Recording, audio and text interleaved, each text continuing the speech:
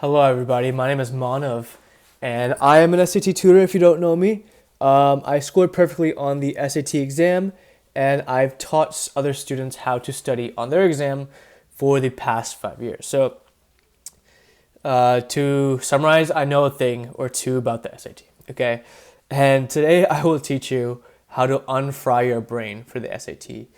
And first, let's start with why this is so important.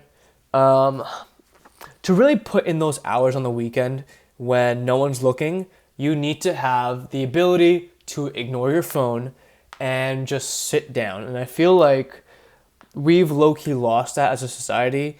And for my students, this is why I force them to read one book per month minimum during the time they're working with me.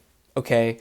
And it's not because I really care about reading or I want them to learn about the greatest new celebrity that I care about or some autobiography about some random person like Steve Jobs or Thomas Edison or whatever, right?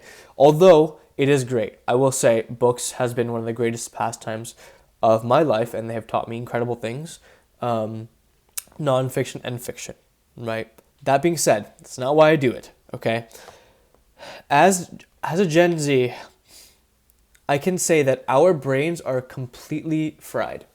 Okay, I myself consume at least 1 hour of short form content a day, whether that's Instagram Reels or TikTok, and I think this would be putting it very conservative. I think if I looked at my screen time, it would actually embarrass me, so I'm not even going to dive into that. Okay, that being said, we we digest so much of this short form content. It is genuinely insane, right? This is the first time in human history we have ever been exposed to something like this, right? So what does that do? Obviously, it's not great for your attention span, right? It's the same thing with like if someone vapes or smokes cigarettes, right? They're going to have a baseline of dopamine that's higher, and that is going to be very difficult to translate into sustained studying sessions. Okay, this will train your brain to be used to information overload, right?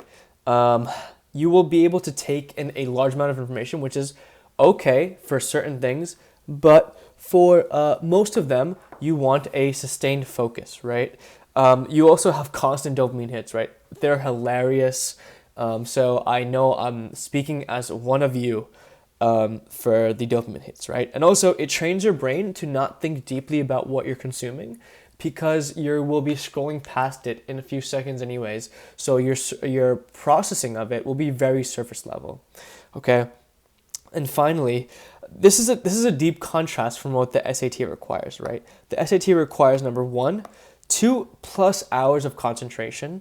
It requires deep reading and it requires you to have a working memory so you can look back on what you've read to actually analyze it and go through the choices, right?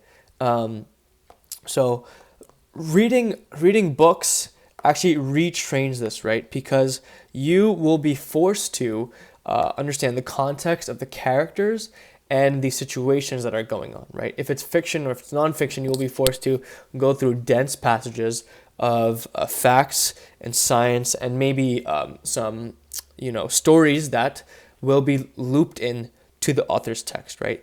This essential skill will basically be worked out. It's good brain insurance for you, essentially, is what I'm trying to say, right?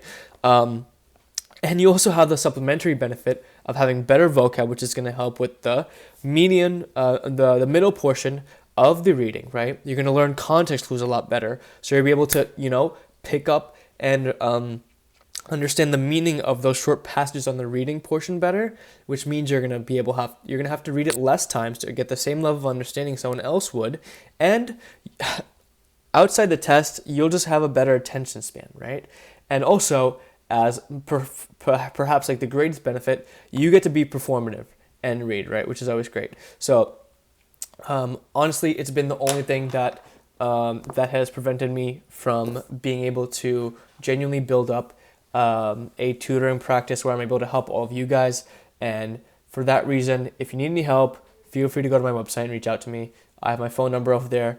And I look forward to working with a lot more of you. I've helped dozens of you at this point, over 200 plus at this point, and got some amazing results. Myself, I've scored an iPad. I've scored not iPad, but I've scored a perfect score myself, so I know what I'm talking about, right? So thank you, everyone, and have a great day.